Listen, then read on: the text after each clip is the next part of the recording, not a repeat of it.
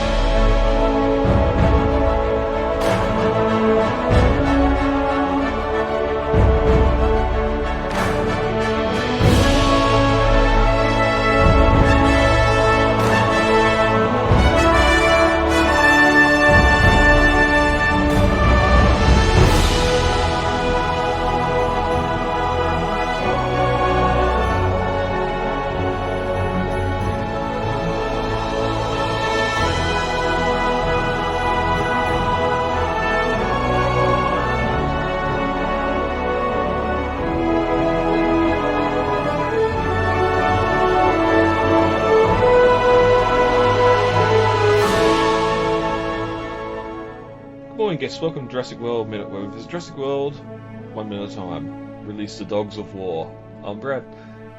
I'm Dave. And on this episode we're discussing minute 91 of Jurassic World. Before we get to that, David, heading over to Jurassic-Pedia.com, I'm not 100% sure if we touched on the Owen Grady article here when we first met Owen. I think we mainly focused on his Chris Pratt's IMDb and where we've seen him before, so if this is a repeat, apologies, but there's a good long write-up here on Owen Grady's history, his military history, induction into the IBRIS program, and everything else.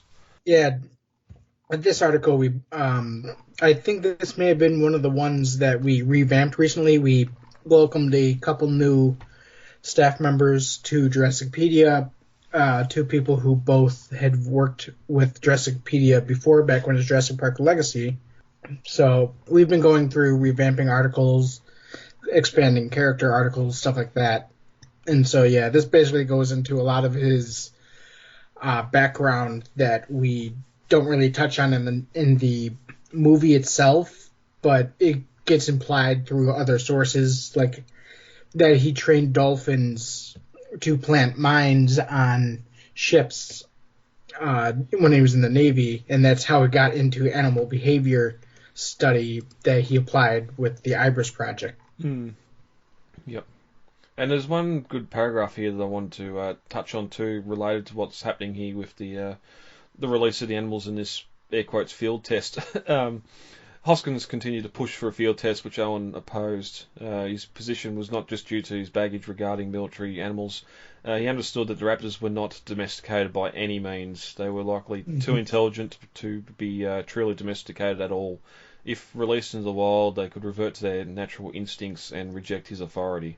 Barry agreed with him on this, and so did Masrani, which is why Grady's fears were mostly put at rest that militarisation of these animals wasn't going to happen. So, again, just the fact that Owen knows these animals are smart. They're not just going to listen to what he says, and if it could all go pear-shaped when they're let out, and suddenly they know they're free. Yeah, and incidentally, that's exactly what happens that when we see Blue go wild in Jurassic World Fallen Kingdom.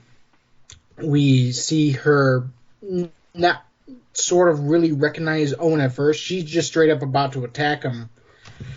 And even like the little baited chicken leg that he throws at her just kind of bounces off her snout and she snarls at him.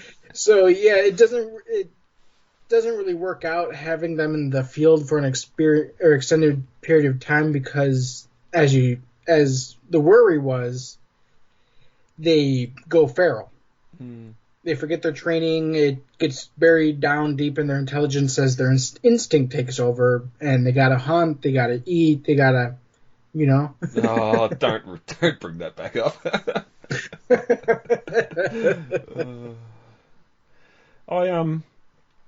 I wonder in a different world, and I suppose we'll touch on it again when we get to the scene with them and the Indominus, but if they had completed their mission, brought the Indominus down, and the rest of the film was, oh crap, now we've got 4 raptors on the loose, or maybe you still take out Charlie with the rocket launcher. We got 3 Raptors now.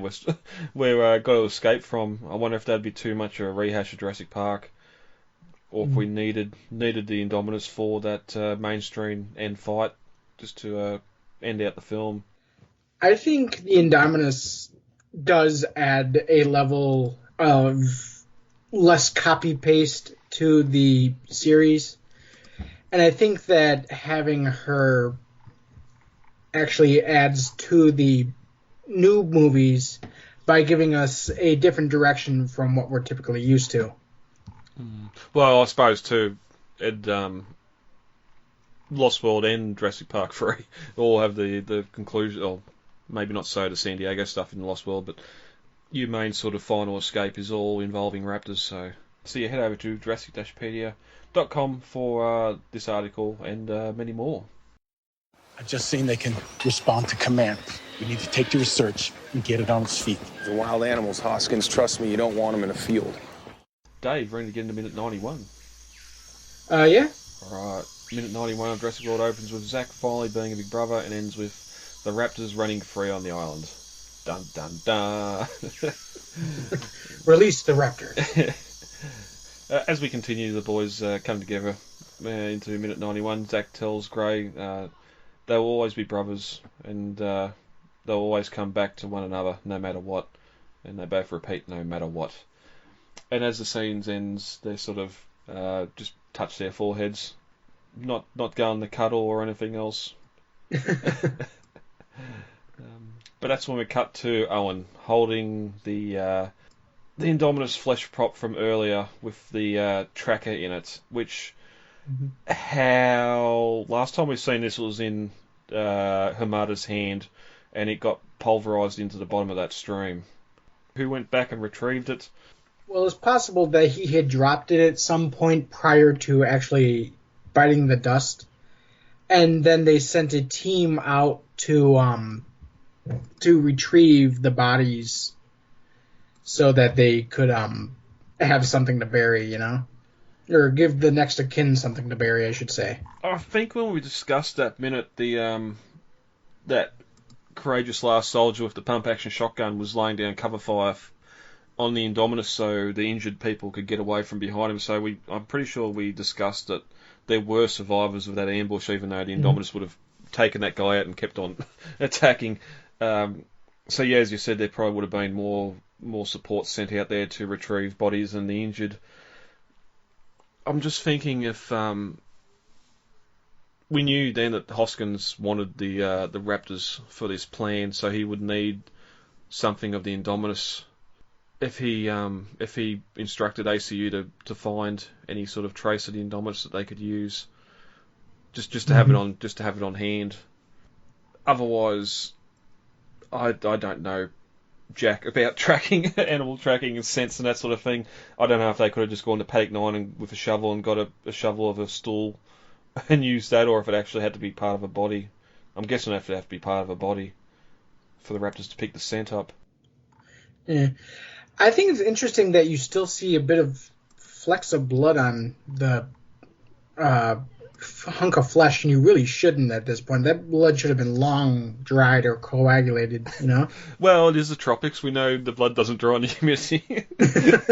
Yeah, I suppose that is true. There is a history of that. Yeah, but I wonder how much, as you said, it has been some time, I wonder how much this actually smells in Indominus now and doesn't just smell like rotting meat. But I suppose we need... When you see this, you know exactly where it come from. It's a piece off the Indominus.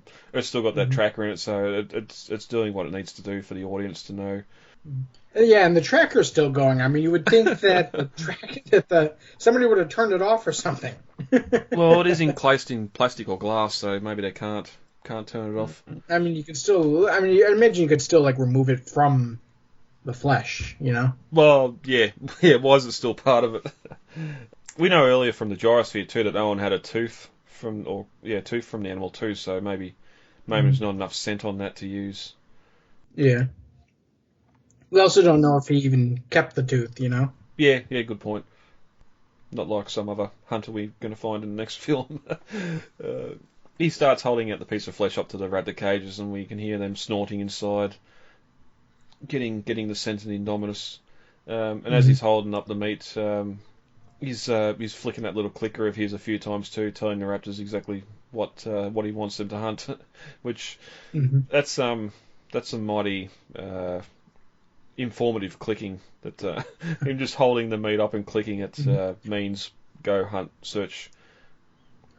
I think that's part of the exercise where the clicker indicates that this scent is the target, and it lets them know to track that scent. Basically hide and seek, And we've seen before the clicker is sort of like attention here, look, that sort of thing. So he's getting their attention to smell that, and it's probably just a shame we haven't seen what the scent drills have been in the past.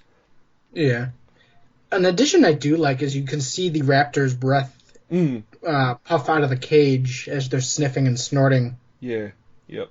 One little issue I have, obviously, InGen Hoskins, he knew, well, he said earlier that there was going to be an end game of these raptors actually being used in this sort of way, so that's probably why foresight, they've built 4 cage doors that they're able to open like racehorse stables for the raptors to come out. You'd think much like the Indominus pen, why would you have a big door that the animal can get out when that's probably what's going to happen? Where here you've got raptor-sized cage doors for the raptors to be able to escape or get out as well. But it's plot. we need an area for them to be able to get out. Yeah. But that's when we cut to a monitor in the control room as Lowry's watching Owen walk in front of the cages. The screen he's looking at here is titled Paddock Control System, which first had me thinking that it was actually going to be Lowry that opened the gates and not the worker, but it is the worker that does it, the new employee. So it's sort of weird he's looking at these gates on that and not the security cameras. But maybe there aren't any security cameras at the Raptor pen that you can access from the control room anyway, and this is the only way you can see. Because if you are going to open those doors, you want to be able to see what you're opening. Well, the fact that Hoskins is already back at the control room so quickly kind of lends credence to kind of adds further kind of, I'm not sure really what that word would be, but it adds to the fact that there really should not have been the time jump that we got earlier in the movie. And it really doesn't give an excuse for why that time jump happens. When we cut to the Raptor pen, we can't see the helicopter's not there. So as far as we know, the helicopter's out of the equation. Hoskins been in the control room after he just said on the walkie-talkie, "What's the hold up? Let's go." That would imply that Owen was with Blue for at least an hour or so before the boys come over to talk to him. Well, that would also mean that maybe he had to walkie-talkie the helicopter to his position, and they had to go there and then come back to the control room. So, yeah, I mean, that was done so quickly. So it doesn't give us an excuse for why there is such a long time gap between the Pteranodons escaping and them getting to the raptor paddock. And also, surely they would have had the camera equipment with monitors at the raptor pen at the briefing tent and that. Hoskins returning to the control room here. Is it just so he can get a soda and watch it on the big screen? Or is he actually hiding? Is he here for his own safety? Just in case, when they open those doors, the raptors go all nuts and start killing everyone. Well, we already know they don't like him, so... Yeah, yep. But yeah, Hoskins bends over beside Larry and puts his hand on his shoulder and just says, "Awesome." So he's just twirling that mustache. But we cut back to the Raptor paddock as all the vehicles start up. We get the InGen security theme start to build here as well. As the mission's about to begin, Owen and Barry are both on their bikes at the head of the convoy. Owen looks back at Barry and he just nods his head slowly. Wrong choice of vehicle here for Barry, being on the quad bike, I feel. It's of all the vehicles, it's probably the one least likely to keep up with the convoy once they get out and start following the Raptors. But plus being exposed like that is going to cause a problem later on in the film for Barry. But Owen puts his bike in gear and takes a big deep breath, then nods to the new guy standing up on the catwalk. We get an alarm start to sound as we watch the new guy jam down on that remote control, and the gates open, and the horses are away. And they're off, and here comes Charlie coming around the bend, and she's headed up by Echo, and it's Delta coming up strong behind. Yeah, they sprint out of those open doors, something they've never done before, but now act like they've done it all the time. And as the minute ends, the Raptors run away from the enclosure and enter the jungle as one. Which, again, how is this a good plan, and how do they expect to keep up with them in vehicles?